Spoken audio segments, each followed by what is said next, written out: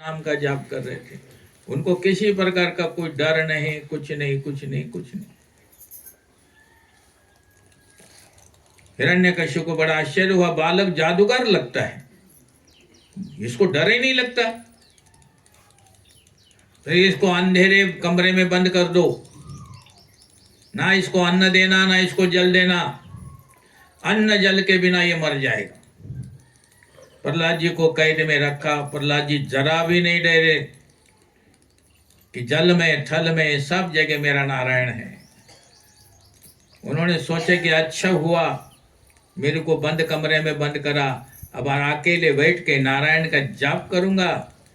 और जाप करने लगा, श्रीमन नारायण नारायण नारायण, श्रीमन नारायण नारायण नारायण, गाओ नारायण नारायण नारायण, गाओ नारायण नारायण नारायण, श्रीमन नारायण नारायण नारायण, श्रीमन नारायण नारायण नारायण, भजमन नारायण नारायण नारायण, भजमन नारायण नारायण नारायण, श्रीमन नारायण नारायण नारायण, श्रीमन नारायण नारायण नारायण।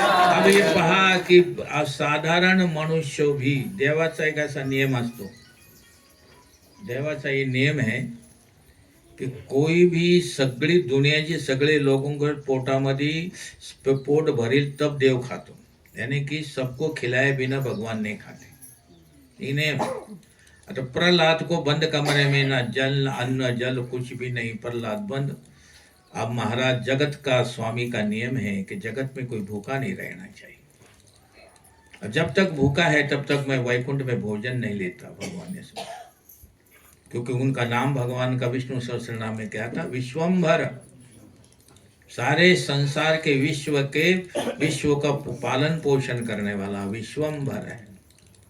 सभी का पालन करते हैं, तृप्त करते हैं, बाद में खाते हैं। आज भगवान ने खाने के लिए मना कर दिया लक्ष्मी को। लक्ष्मी थाल लेकर आई, भोजन करो, 12 बजे का टाइम हो गया, खाना खाओ। भगवान ने इनकार कर दिया, मैं नहीं खाऊंगा। लक्ष्मी सोने की थाली में खाना ले आई थी, सुंदर प्रसाद बना हुआ था, लेकिन भगवान ने कहा लक्ष्मी मी नाही खाणार। लक्ष्मी ने कहा झालं काय? तो देवाने सांगितलं खाली बघ, मृत्यू लोक मध्ये काय होऊन राहिलं, पाहिलं लक्ष्मी ने। तो प्रहलाद को बंद कमरे में बंद किया हुआ है, और वो वहाँ ही अपना कृष्णाय वासुदेवाय हरे परमात्मने प्रणत क्लेशनाशाय गोविंदाय नो जाप कर रहा है भगवान का। भूख लग रही है, अंदर पेट नहीं है, कुछ पेट में कुछ नहीं है।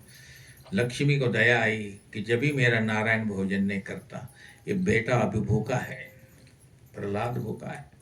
लक्ष्मी ने पार्षदों को बुलाया, जाओ ये सोने की थाली में भोजन जाके जहाँ जेल में बंद कर रखा है मेरे प्रहलाद को, चलो ये खाना लेकर वहां पर। प्रसाद पार्षद इधर उधर तैयारी करने लगे, उठने में लक्ष्मी ने त्यांचा इंतजार भी नहीं केला, तुरंत आपल्या हातात थाळी घेतली, सीधे जहाँ बंद कमऱ्यामध्ये प्रहलाद था वहां पहुंच गई। बंद हथकड़ियां लगी चारों तरफ से, दरवाजे बंद थे, लेकिन लक्ष्मी पहुंच गए अंदर। माता लक्ष्मी ने कहा, बेटा प्रहलाद, आंखें खोली, अंधेरे में बंद कमरा, अंधेरा, अंधेरे में माता लक्ष्मी के उसको दर्शन हुए। बोली लक्ष्मी माता की। बड़ा आनंद हुआ प्रहलाद जी को, बेटा भोजन कर ले। अब वो वैकुंठ का भोजन, 56 प्रकार का भोजन, और बंद कमरे में प्रहलाद जी बैठकर, कुंडे ताले खोलने की लक्ष्मीला काय जरूरत है, गेली आतमध्ये, गोद में प्रहलाद को लिया, और जो भगवान के लिए बना हुआ प्रसाद था वो प्रसाद प्रहलाद को खिलाने लगी माता लक्ष्मी अपने हाथ से। मेरा बच्चा कितना लाडला है, कितना प्यारा है, लोग कितने दुख देते हैं इसको, ये कितने, और खा ले बेटे, ये खा ले, वो खा ले। और वो खाने की जो सुगंध है, ती सुगंध खिडकीच्या मधून इकडून तिकडून ती गेली बाहेर, आणि ती गेल्यानंतर चौकीदाराने ऐकलं आतून सुगंध कशाची येते. दरवाजा उघडून पाहिला तर प्रल्हाद भोजन करून राहिला. त्यांना लक्ष्मीचे दर्शन नाही झालं. पापीला नाही वरत दर्शन. लक्ष्मी त्याला दिसली नाही, लेकिन प्रल्हाद दिसला. प्रल्हाद जब दिसला तो प्रल्हाद भोजन करून राहिला. एकदम डर गए, तो कोई जादूगर है. अपने आप सोने की थाली पैदा कर दी, अपने आप इतना भोजन कर. तुरंत तो राजा के पास पहुंचे. महाराज महाराज, पुत्र आपका जादूगर है, आप भोजन करता है, अंदर जाके भोजन करता है. हाँ, प्रहलाद जी के लिए वैकुंठ से भोजन आया था महाराज. कैसे प्रहलाद कोई साधारण भक्त है का? आमच्या घरी पडोशी भी नाही पाठवत कधी. नाही पडेगा मग नाही असं, लेकिन काही असं नाही, पड़ोसी भी नहीं पाठवत. लेकिन प्रहलाद देवाचा ऐसा भक्त था, नित्य निरंतर जाप करता था. वैकुंठ से भोजन आया, उसमें से कैसे कस्तूरी की सुगंध गीली बाहर. जब ये राजाला पता लगा हिरण्यकश्यप को समाचार जो मिला, तो चौकसी करण्यासाठी खुद क्या खा रहा है देखने जाता है. आ गया तो क्रोध में डरता हुआ पहुंचा, लाल हो गया, एकदम लाल आंखें. आते ही लात लगाकर तोड़ दिया दरवाजा हिरण्यकश्यप ने. ये अंदर जाके प्रहलाद से पूछा, तुम्हें खाना कौन खिलाता, पहले ये बताओ, नहीं तो तलवार से गर्दन काट डालूंगा. जल्दी बताओ, कौन खाना देते आपको. प्रहलाद जी ने कहा, पिताजी. मेरे को हंसी आती है आपको उत्तर है. जो आदमी तुमच्या ऊपर रागाने बोल ना, त्याच्या पुढे तुम्ही हसा, मग ते काय होती पाहत. असंच हसायचं बरं का, कोणी रागवलं काय. प्रहलाद हंसायला लागला. प्रहलाद कहने लगा कि पिताजी, जब मैं माँ के पेट में था तब क्या आप मुझे भोजन देते थे कि पहले ये बताओ. हाँ, ये कमरा तो बहुत बड़ा है, लेकिन माँ का पेट का गर्भ तो इससे भी छोटा था. है? उधर भी मेरा पेट जो भरता था वही मुझे यहाँ बगीचे दे के गया, और दूसरा कौन देगा पिताजी. फिर राग आला था हिरण्यकश्यप को. शंडामर को बुलाया, तुमने क्या पढ़ाया इसको. बोले राजन, हमने तो कुछ नहीं पढ़ाया, हमने जो पढ़ा ये तो बोलता भी नहीं है, ये तो आप पता नहीं काय बोल रहा, हमारे भी समझ में नहीं आता. प्रहलाद को रस्सी से बांध कर घर लेके आए. गुरु अपने घर ले गया गुरुकुल में. अनेक बालक बेचारे वहां पढ़ रहे थे. गुरुकुल में बहुत बच्चे होते हैं. तो एक दिन गुरुजी गए बाहर, शंडामर का और दोनों बाहर गए. तो बाहर जब गए थे तो बालक गेंद के साथ खेल रहे थे. सारे बच्चे गेंद खेल रहे थे, यानी चेंडू के साथ खेल रहे थे. प्रहलाद जी ने कहा, आप सब इधर उधर आइए, इधर ही क्या गेंद खेलते हो, क्या है चेंडू है इधर, फेंकून द्या इकडे, इकडे आ, आज मैं आपको नया खेल सिखाऊंगा. सब बड़े खुश हो गए. प्रहलाद नया खेल सिखाएगा, प्रहलाद नया खेल सिखाएगा. सभी प्रहलाद जी के चारों ओर आके बैठ गए. सिखाओ सिखाओ प्रहलाद, बताओ. प्रहलाद जी ने बालकों को भागवत का उपदेश दिया. ये जो भागवत में बैठा हूँ लेके आपके सामने, ये भागवत का उपदेश दिया. कहने लगे, बच्चों, बोले हाँ, ये शरीर बहुत कीमती है. 83,099 बोलेगा तो 99 और 9 से 99 जन्म के बाद ये शरीर मिला है. मनुष्य शरीर आती दुर्लभ है बच्चों. ये चेंडू खेलने में मत उसको गंवाओ. ये शरीर भोग के लिए नहीं है, भगवान के लिए दिया है भगवान ने. हाँ, पशु पक्षी भोगते हैं, मनुष्य शरीर द्वारा भगवान की भक्ति होती है, पशुओं के द्वारा नहीं होती. ये शरीर अति दुर्लभ है. आज से आप मेरे सभी सुख प्रारब्ध के अधीन हैं. मेरे नारायण का भक्त को भक्ति करो. लौकिक सुख के लिए प्रयत्न करने की कोई जरूरत नहीं.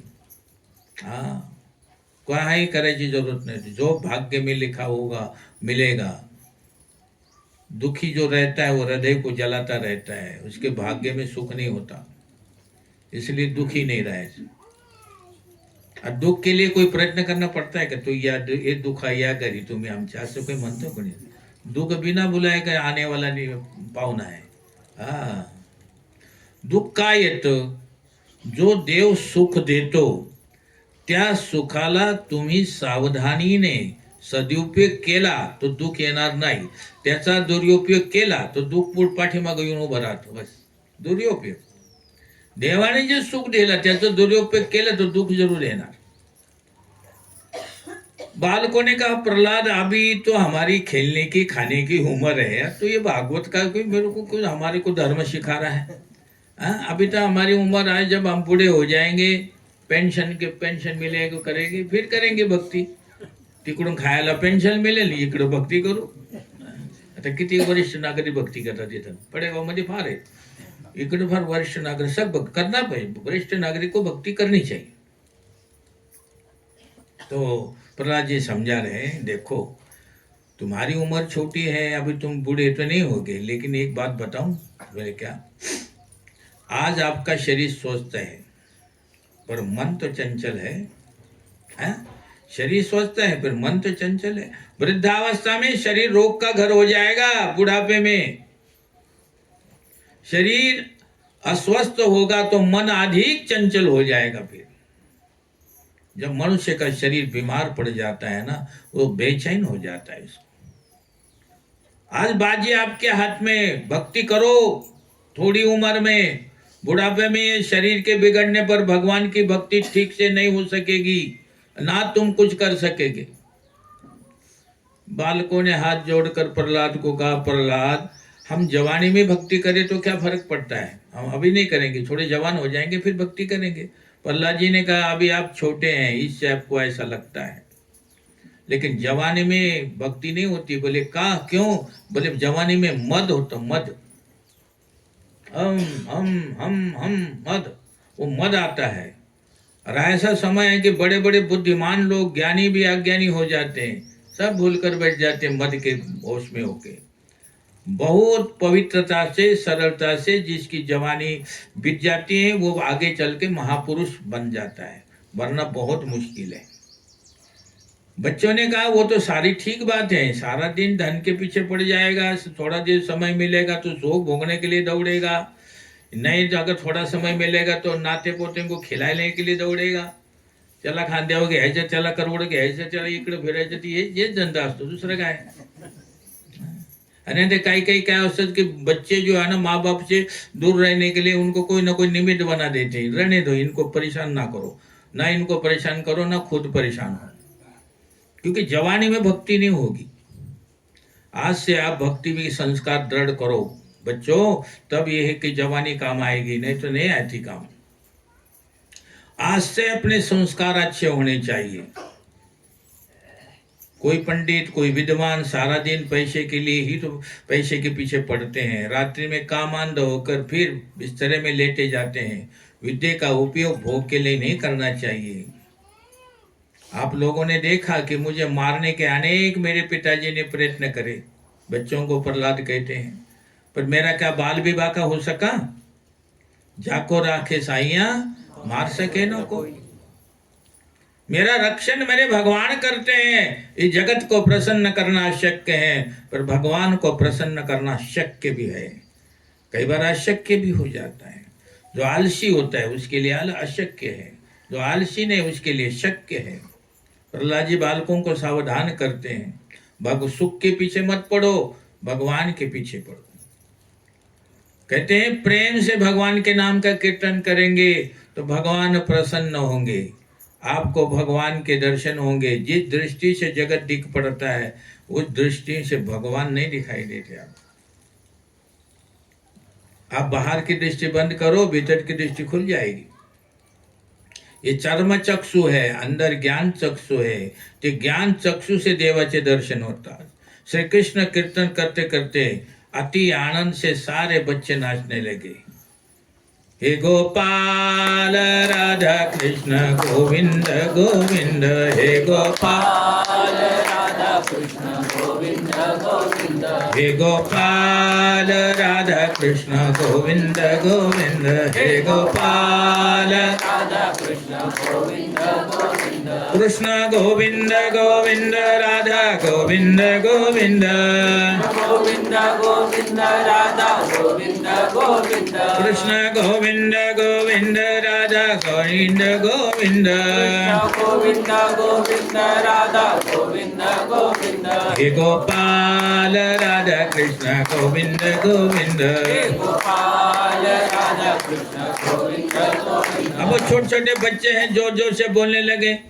हम तो बहुत बड़े बड़ी मान से नहीं बोलता हम जोर जोर से, लेकिन ते छोटे छोटे बच्चे कीर्तन करने के हे गोपाल राधा कृष्ण गोविंद गोविंद हे गोपाल राधा कृष्ण गोविंद गोविंद हे गोपाल राधा कृष्ण गोविंद गोविंद गोपाल राधा कृष्ण गोविंद गोविंद कृष्ण गोविंद गोविंद राधा गोविंद गोविंद गोविंद गोविंद राधा गोविंद गोविंद कृष्ण गोविंद गोविंद राधा गोविंद गोविंद गोविंद गोविंद राधा गोविंद गोविंद हे गोपाल राधा कृष्ण गोविंद गोविंद।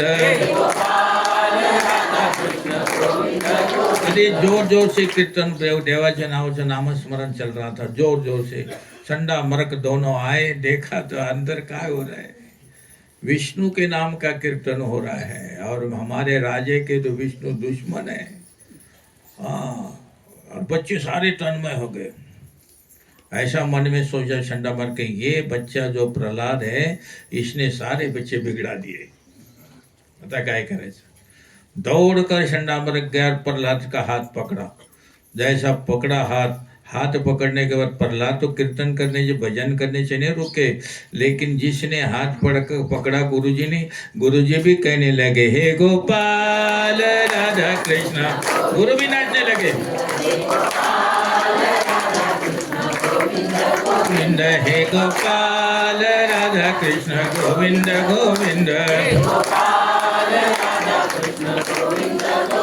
कृष्ण गोविंद गोविंद राधा गोविंद गोविंद गोविंद गोविंद राधा गोविंद गोविंद कृष्ण गोविंद गोविंद राधा गोविंद गोविंद गोविंद गोविंद राधा गोविंद गोविंद हे गोपाल राधा कृष्ण गोविंद गोविंद गोपाल राधा कृष्ण गोविंद प्रहलाद का स्पर्श करा गुरु ने और गुरु को भी करंट लग गया महाराज हरि नाम का। जैसे करंट लगे तो प्रहलाद जैसे नाच रहे थे गुरु भी नाचने लगा। जोर जोर से भजन नाम कीर्तन होने लगा, जोर जोर से। सत्संग का यही तो महात्म है। सत्संग करने वाला संत बन जाता है। अब हिरण्यकश्यप ने देखा कि काफी दिन हो गए तो गुरुकुल से कोई खबर नहीं है। अब मेरे बेटे को सुधार दिया होगा गुरुजी ने, तो उन्होंने एक सिपाही को कहा इकडे ये जा, तो गुरुकुल जा और पाहुणे काय चाललंय। तो सिपाही गया दौड़ते हुए। सिपाही गया तो देखा सिपाही ने तो प्रहलाद वीर, बच्चे वीर, गुरु भी, हे गोपाल राधा कृष्ण गोविंद गोविंद हे गोपाल राधा कृष्ण गोविंद। सिपाही ने पहले ये कहे जालो, सिपाही आश्चर्य हुआ। सिपाही ने जाके गुरु को पकड़ा, गुरुजी ये तुम क्या कर रहे हो। गुरु को पकड़ने लगे, सिपाहीला भी करंट लागला। हे गोपाल राधा कृष्ण गोविंद गोविंद, तो भी नाचायला लागला गोविंद गोविंद, हे गोपाल राधा कृष्ण गोविंद गोविंद, हे गोपाल। दुसरा शिपाई पाठवला, त्याचं बी तेच झालं। तिसरा पाठवला, त्याचं तो गेला, तो येतच नाही। हिरण्यकश्यप को लगा कि जिसको भेजता हूं वापस आता ही नहीं, बात क्या है।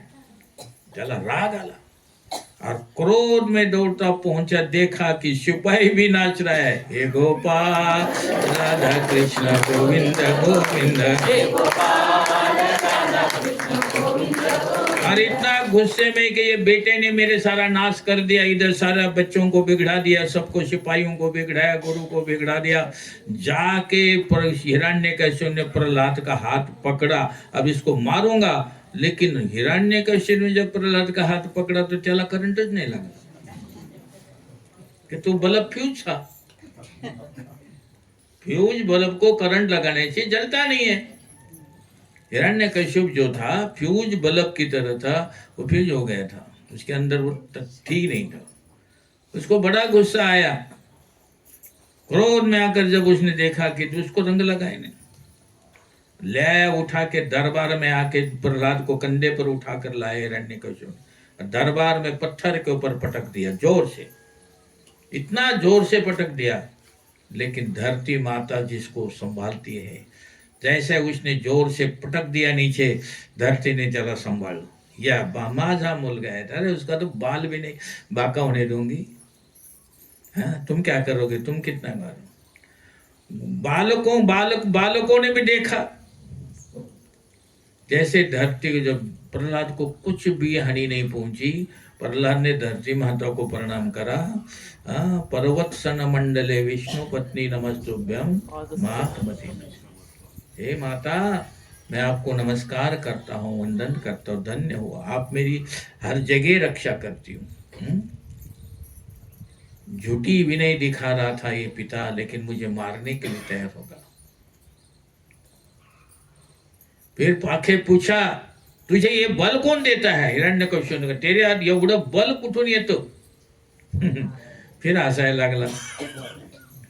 पिताजी, जिनके शक्ति के कारण आप बोल रहे हैं ना, जोर जोर से चिल्ला रहे हैं, तुमको बल कौन देता है, बल को तो वो शक्ति उन्हीं से मिली है आपको, जो मेरी रक्षा करता है उन्हीं से वो शक्ति आपको मिली है। मेरे प्रभु आपको शक्ति देते हैं। हाँ पिताजी, तभी आप बोल पाते हैं।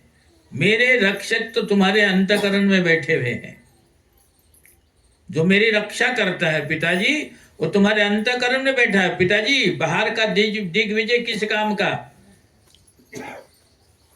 हे गाव जितलं, ते गाव जितलं, ते गाव जितलं, ये विजय किस काम का पिताजी? जिसने अपने मन को जीता है वो जगत जीत होता है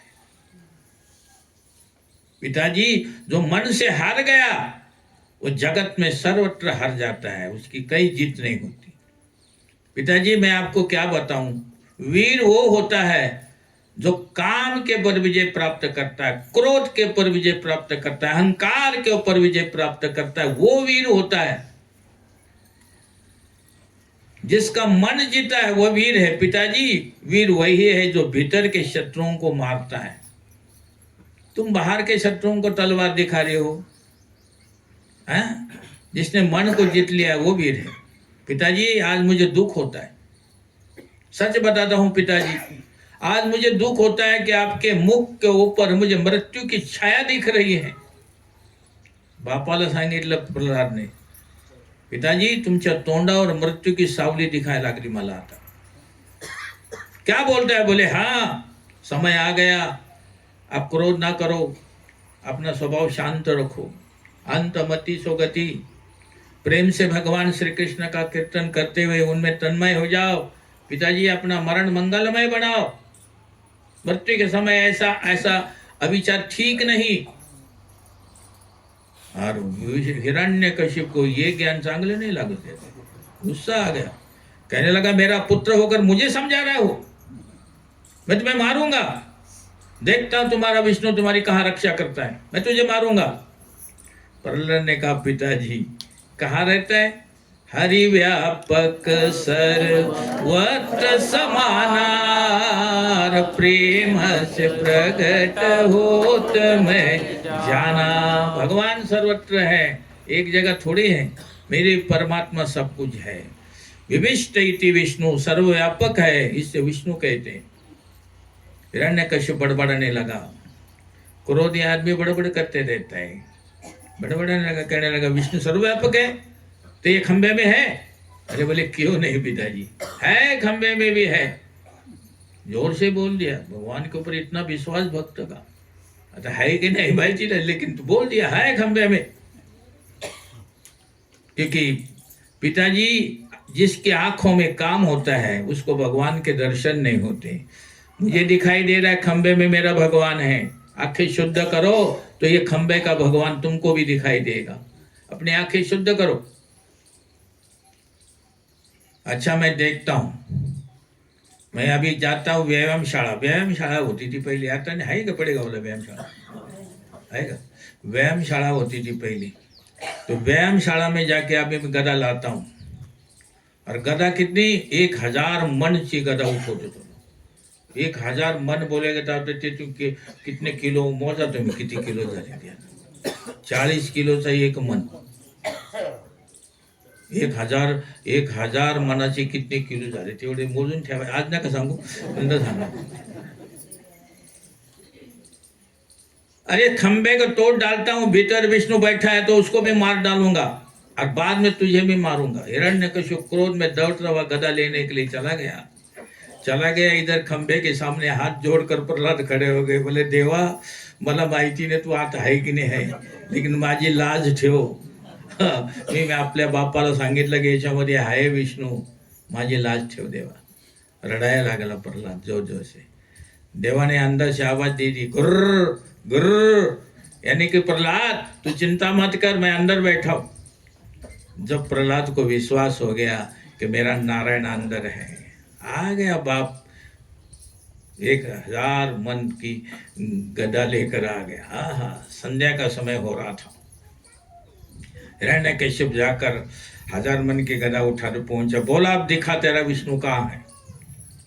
मैं देखता हूं उसको। पिताजी इस खंबे में है। हिरण्यकश्यप ने अतिशय क्रोध में आकर खंबे के ऊपर प्रहार किया और खंबा फट गया। जैसे ही खंबा फट गया तो नरसिंह स्वामी का प्रागट्य हुआ। बोलिए नरसिंह भगवान की जय। गुर्र गुर्र गुर्र करते आ गए महाराज, एकदम मुखारविंद कैसा है, सिंह जैसा। सारा मनुष्य का जैसा मनुष्य का शरीर है, लेकिन मुख जो है ऊपर सिंह जैसा है। गुड़गुड़ गुड़गुड़ गुड़गुड़ गर्जना करने लगे तो धरती कांपने लगी, लाल एकदम। ये क्या प्रलय हो रहा है। हिरण्यकश्यप को विश्वास हो गया कि यही मेरा काल है।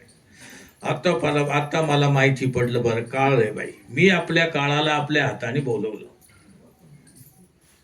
कांपने लगे सब, धर धर कांपने लगे। हिरण्यकश्यप उठो उसको गया और हिरण्यकश्यप को उठा लिया भगवान ने हाथ में, और बसला दरवाजामध्ये चौकट मध्ये, और घेतलं पायावर। और हिरण्यकश्यप बोल, तुला कसं मारू आता?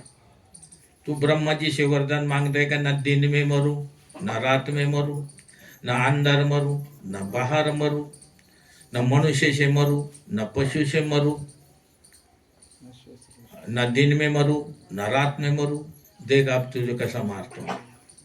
भगवान ने गुडघ्यावर घेतला त्याला। आता दरवाजामध्ये काय म्हणतात, चौकट, उंबऱ्यामध्ये बसलं। आज तिकडं सांगितलं, देख आता इकडं ना तो आत है ना बाहर है। संध्या का समय हो गया था बिल्कुल, जिसको गोधूली बोलते, गोधूली का टाइम हो गया था। ऐसा समय में ना सूर्य छिपा था ना सूर्य था, ना अंधेरा हो गया था ना सुबह। ऐसा समय में उसी घड़ी में, ये अधिक मास तिथून सुरू झालं बरं का, या अधिक मास तिथूनच सुरू झालेला आहे। मग ते पाहिलं ना, माझ्या हातात तलवार है ना चाकू है, ये नखून है मेरे, सिंह का जबड़ा था। और फिर कहा था, बोल अब तुझी क्या इच्छा है। अब क्या बोलता वो, फंस गया, बिबटे के तोंडामध्ये गेला तो आता। सगळं आठवण यायला लागलं, मी असं केलं, मी तसं केलं, आता ठीक आहे, लेकिन आठवण काय करायचं आता। देवाने आकडं इकडं पाठीमाग पुढं काही नाही पाहिलं, धड पोट फाडून टाकलं। और फिर खाने के लिए ऐसा जीभ निकाली, सिंह लाल आंखें, जीभ में लपक रही जीभ, जैसा शेर लपकता है शिकार के ऊपर, ऐसे लपक रहे हैं। और सारे ब्रह्मा जी खड़े, देवता खड़े, लक्ष्मी खड़ी, सभी खड़े, प्रहलाद खड़ा, और किसी की हिम्मत नहीं होती थी।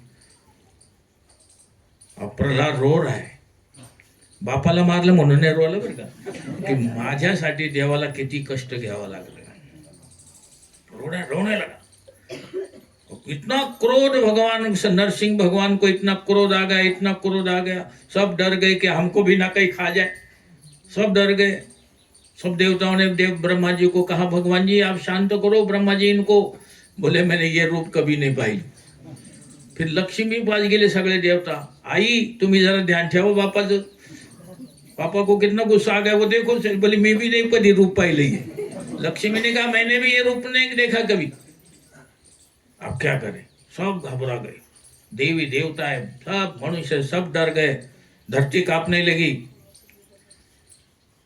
मग लक्ष्मी प्रल्हादच्या जवळ गेली, प्रल्हाद सांगितलं बेटा ये तेरे लिए रूप धारण करा है इन्होंने और तेरे लिए नरसिंह बनकर आए हैं, आता तू जा, तू जा ते तू याला यांचा क्रोध शांत कर। प्रल्हाद गेले, निर्भय थे, मला काय करतात ते, पहिले नाही मारलं तर आता काय मारून त्यांना मारते ते। गेले देवापुढे हात घेऊन, भगवान ने उठाया प्रल्हाद को और मांडीवर घेतलं, और मांडीवर घेतल्यानंतर चाटना शुरू करे, जैसे गाय बछड़े को चाटती है जीभ से, ऐसे भगवान ने प्रल्हाद को जीभ से चाटना शुरू कर दिया। जैसे जैसे प्रल्हादला चाटते गेले तसं तसं त्यांचा क्रोध शांत होऊन गेला, शांत झाले देव भगवान।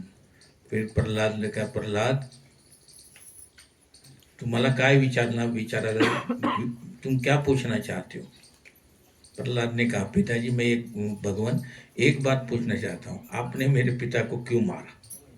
ले आता हे प्रश्न, अरे तुला एवढं दुःख दिलं त्या देवाचे ते पावण्याला, तो फिर तू का मारलं, माझ्या पिताला का मारलं, मेरे पिता को क्यों मारा। भगवान ने कहा तेरे पिताजी को अहंकार हो गया था इसलिए मार दिया। प्रल्हाद बड़ा समझदार था, बोले किसी मनुष्याच्या अंगाला कोई फोड़ा येतो, फोड येतो तो डॉक्टर के पास घेऊन जातो, तो डॉक्टर त्या फोडाला काटतो का माणसाला काटतो ते सांगत आहे। प्रल्हादने विचारला प्रश्न हो देवाला, डॉक्टर काय करतो, तो फोडाला कापून टाकतो का माणसाला कापून टाकतो। देवाने सांगितलं नाही नाही, माणसाला का कापेल तो फोड़ कापना। तो मेरे पिता को अहंकार हो गया तो अहंकार को काट देते, मेरे पिताजी को मार दिया आपने। देवा ने कहा अरे प्रल्हाद तेरा प्रश्न ठीक है, परंतु ये मेरा पूर्व जन्म का भक्त है, इसने वरदान मांग, मैंने वरदान दिया था इसको, वो सनत कुमारों ने वरदान दिया था कि 3 जन्म में फिर ये मेरे पास आ जाएगा, तू चिंता न कर। और दूसरी बात, तेरे पिताजी को मारा है मैंने, तेरे पिताजी दुर्गति नहीं होगी सदगति होगी। तेरे जैसा पुत्र भगवान का भक्त अगर पैदा हो जाता तो उसके माता पिता की सदगति होती, दुर्गति नहीं होती। पुत्र लायक व्हायला पाहिजे, और जो दुर्गति, जो पुत्र नालायक होता है उसके माँ बाप की दुर्गति होती। मैंने आपको सुनाया था, एक दिन एक हंस और हंसनी आकाश मार्ग से जा रही थी, त्याच्या झाडावरती एक कावळ्याचं घरटं होतं, तिथं कावळा बसला होता। रात झाली, ते हंसाने ते कावळ्याला का, कावळे दादा, बोले हाँ रात्री तो काटू शकतो का, बोले हाँ राहा, काय हरकत नाही। रातभर राहिली हंसनी कावळ्याच्या घरात। सकाळी हंस जब हंसनीला घेऊन जायला लागला तो कावळ्याने हंसनीचा हात पकडला।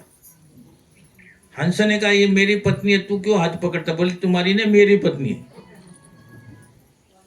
कौवा कहता है कि हंसनी मेरी है और हंस कहता है कि हंसनी मेरी है, तर ते भांडण सुरू झालं भाऊ। ते भांडण जाता जाता ते पोहोचले तिकडे, त्याला नगरामध्ये, कुठं मोठ्या शहरामध्ये गेलो, कोर्टमध्ये गेलं ते झगडा, वकील केला कौव्याने जाते, और वकील केला ते सब कुछ झालं। फिर वो कौवा उड़ता उड़ता त्या जज साहबच्या सिंहासन के पास गेला, और जज साहेबाच्या कानामध्ये जाऊन सांगितली गोष्ट, काय सांगितली की हे जज, तूने अगर मेरे तरफ से फैसला दिला तो मला, कौवा कहता है मेरे को पितृदूत म्हणतात, तुझे आई वडील जे मेले ते ह्या वेळेला कुठं आहे ते मी सांगू शकतो, तुला दाखवू शकतो। आता त्या जजला वाटलं माझे आई वडील तो मेले काफी दिवस झाले हो, अरे हा कहा दाखवू शकतो, लेकिन है भी कहीं पितृदोष है, देखो ना पितृपक्ष होता है तो कौवे को बुलाते हैं ना, तो पितरों को। तो बोला चलो, जज ने कहा मला काय करायची, कोणाची भी हो जाए, मला काय करायची। सकाली जज ने कहा कि कौवा और हंस दोनों एक साथ आकाश मार्ग में उडेंगे. जो पहिला पुढं जाईल सगळ्याच्या पुढं त्याला ही हंस दिली. की माहिती होतं कवळा एवढा हंस एवढा उडत नाही तेज गतीने. कवळा फार तेज गतीने जातो. कावळा नाही कावळा पुढे निघून गेला. मग जजने फैसला करा ही हंसने कावळ्याची त्याला देऊन टाका. आता बिचारा हंस रडायला लागला. त्या हंसिनीला कव्वे के पास गेली ती घेऊन जावं लागलं त्याला. मग कव्वेने हंसीचा हात पकडला का चल. तो कव्वा जायला लागत तर जजने का रुक जा पहिले माझ्या आई वडिलांचे दर्शन करा. फैसला तुझ्या तेरे करके तेरे तरफ से सुनाया मैंने. मेरे माँ बाप के दर्शन कराओ. हाँ बोले चलो आओ मेरे साथ चलो. फार मोठं नगर होतं शहर होतं. त्या शहरामध्ये सारे सबके घर का कचरा कूड़ा गंदगी एक जगह ढेर लावला होता. फार मोठा ढेर. त्या ढेरावरती ढेर म्हणजे ढग क्या बोलते ढेर त्या ढिगावर जाऊन तो कावळा बसला. तू जो जज साहेब आले गाडीतून उतरले. बरं तिकडं कुठे गेला. बरं तू वर या. तुम्ही गाडीतून उतरा. तुमच्या आई वडिलांचे दर्शन घ्यायचं. वर या. उकडला की इकडे आई वडील बोलले हा या तुम्ही वर. गेला जज त्या ढिगावर. जो वर गेला तर तिथे एक कागज पडला होता. त्या कागजाच्या मध्ये घाण पडली होती. त्या घाणमध्ये 2 किडे फिरत होते. 2 किडे फिर रहे थे खा रहे थे काय. कौवेने चोच से तो कागज उठवला. जज साहेबांना हे पहा हे तुमची आई आहे तुमचा बाप. बोले माझे बाप. बोले हा. जो जज ऐसा फैसला करतो त्याच्या माँ बापची अशी दुर्गती होती और दूसरा कोण नाही. श्रीमन्नारायण नारायण नारायण भजमन्नारायण श्रीमन्नारायण नारायण नारायण श्रीमन गाओ नारायण नारायण नारायण गाओ नारायण बद्री नारायण नारायण नारायण बद्री. भगवान ने ध्रुव को प्रहलाद का कल्याण कर प्रहलाद को अपनी भक्ति का वरदान दे दिया. इसलिए मनुष्य को भगवान का भजन करना चाहिए ना कि और संसार का चिंतन करने से कुछ भी नहीं मिलता. मेहनत करने से पैसा जरूर मिलेगा लेकिन चिंतन करने से नहीं मिलता. संसार का चिंतन नहीं. चिंतन देवाचं करायचं. मनवा क्या सोचे जपले नाम प्यारा. मनवा